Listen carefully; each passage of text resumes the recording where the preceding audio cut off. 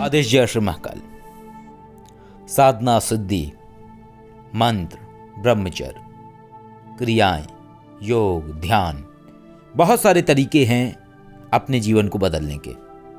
लेकिन एक सबसे महत्वपूर्ण विषय है, वो विषय है आर्थिक उन्नति, धन संपन्नता, वैभव संपन्नता। प्रत्येक मनुष्य के अंदर एक तत्व होता है जिस तत्व को निधि तत्व कहा जाता है, और जिस व्यक्ति के अंदर ये निधि तत्व प्रबल होता है या तीक्ष्ण होता है, वो व्यक्ति बहुत ही अधिक धन वैभव संपन्न होता है। जिन व्यक्तियों के अंदर निधि तत्व कम होता है, वो व्यक्ति अपने जीवन में पैसों के लिए जूझते रहते हैं। बेरोजगारी, समस्याएं, धन का अभाव, ऐसी स्थितियां उन लोगों के जीवन में होती हैं। और एक और सबसे बड़ी बात होती है कि जो ऐसे लोग होते हैं जिनके अंदर निधि तत्व की कमी होती है, वो लोग यदि कोई भी ऐसे मंत्र की आराधना करते हैं जो मंत्र निधि तत्व को प्रबल करता है, तो वो उस मंत्र को करते समय निद्रा के शिकार हो जाते हैं। अर्थात साधना मंत्र जाप करने के समय उन्हें नींद आएगी, उबासी आएगी, उनकी आंख लगने लगेगी। बहुत सारे लोगों के अंदर एक और भ्रांति है, लोग समझते हैं कि साधना या जाप के समय उबासी आना है यानी कि शक्ति आ रही है, लेकिन ये बिल्कुल मिथ्या है, ये बिल्कुल झूठ है। इसका अर्थ ये होता है कि आपका शक्ति से जुड़ाव नहीं है, अभी आप शक्ति को नहीं समझ पा रहे हैं। अभी आपके अंदर के गंदे विचार, अर्थात कहने का तात्पर्य है आपके अंदर की ऊर्जा आपको शक्ति से जुड़ने नहीं दे रही है। और जब तक उबासी आती रहती है व्यक्ति को, तब तक इसका तात्पर्य यही है कि व्यक्ति एकाग्रचित्त नहीं है। यही कारण है उबासी का, जिसको कि लोग नहीं जानते हैं। तो यहाँ पे जैसा कि विषय है, हमने बताया कि प्रत्येक साधना पद्धति तरीके होते हैं, लेकिन सबसे महत्वपूर्ण विषय होता है निधि तत्व का प्रबल होना। जिस व्यक्ति का निधि तत्व प्रबल होता है वो आर्थिक जीवन में संपन्न बनता है। तो सिर्फ साधना ही महत्वपूर्ण नहीं है, इसमें एक आज मैं पक्ष बताऊंगा, वो पक्ष है ब्रह्मचर्य। जो मनुष्य अपने जीवन में अत्यधिक ब्रह्मचर्य को तोड़ता है, उस व्यक्ति का निधि तत्व दुर्बल हो जाता है। अर्थात कहने का तात्पर्य यह है, जो भी व्यक्ति अत्यधिक सेक्स करता है, फिजिकल रिलेशन में रहता है, उस व्यक्ति का निधि तत्व कमजोर होता चला जाता है। और जैसे जैसे ये निधि तत्व कमजोर होता है, वैसे वैसे व्यक्ति का जो फाइनेंशियल स्टेटस है वो कमजोर होता जाता है। तो एक समझने वाली बात है जिसको कि लोग नहीं जानते हैं। बहुत सारे लोग ब्रह्मचर्य तोड़ने को सिर्फ यही समझते हैं कि किसी भी महिला से उनका फिजिकल रिलेशन ही ब्रह्मचर्य टूटना है, लेकिन यही सिर्फ ब्रह्मचर्य टूटना नहीं है, हस्त मैथुन करना भी ब्रह्मचर्य टूटना है।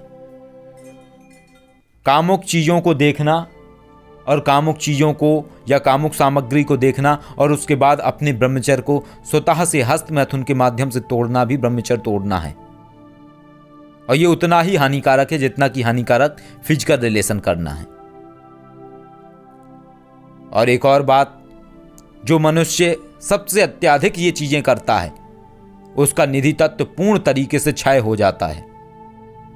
शरीर दुर्बल होगा ये अलग बात है, लेकिन उसका निधि तत्व पूर्ण तरीके से क्षय हो जाता है। इसके बाद उसकी जो आर्थिक उन्नति है वो रुक जाती है, फाइनेंशियल ग्रोथ है रुक जाती है। यदि नौकरी नहीं है तो नौकरी लगने के चांस खत्म हो जाते हैं, कहीं से पैसे का सोर्स है वो सोर्स खत्म हो जाता है।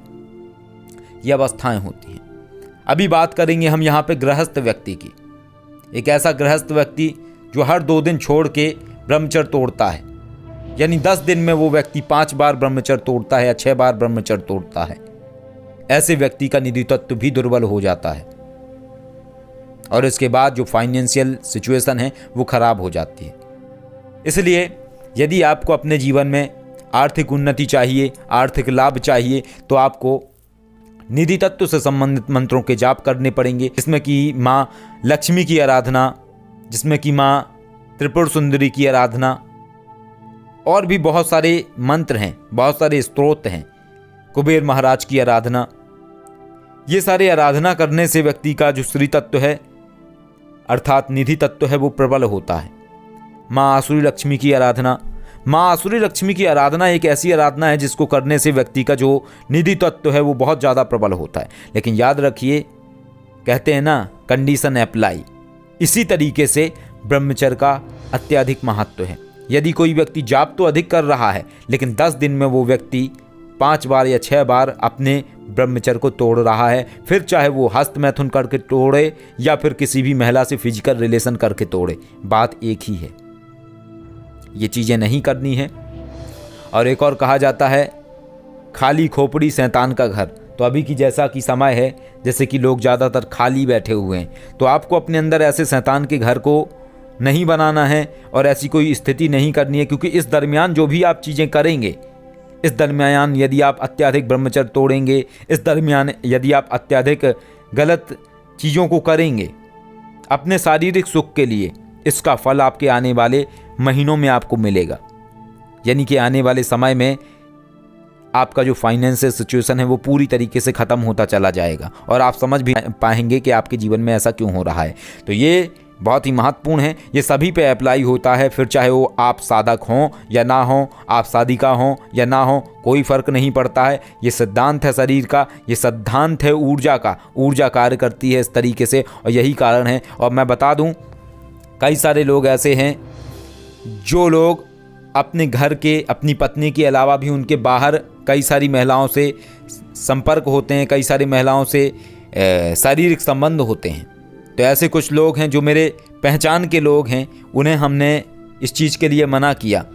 और मैं देख रहा हूँ उन लोगों को कि वो लोग जो नौकरी 6 साल पहले कर रहे थे वही नौकरी वो आज कर रहे हैं, और जो सैलरी उन्हें 6 साल पहले मिल रही थी वही सैलरी उन्हें आज मिल रही है। यानी उनके जीवन में उन्होंने कुछ भी अचीवमेंट नहीं किया, कुछ भी हासिल नहीं किया। तो ये होता है ऊर्जा का रिजल्ट। इस तरीके से इंसान के जीवन में फाइनेंशियल स्टेटस खत्म होता चला जाता है। इसलिए किसी भी मनुष्य को यदि ग्रोथ चाहिए, फाइनेंशियल स्टेटस में ग्रोथ चाहिए, अपने निधि तत्व को प्रबल करना है, तो सबसे पहले इस चीज़ को समझना होगा, सबसे पहले इस बात को समझना होगा, तभी वो अपने जीवन को बदल सकता है और अत्यधिक मंत्र साधना का लाभ ले सकता है। आदेश। जय श्री महाकाल।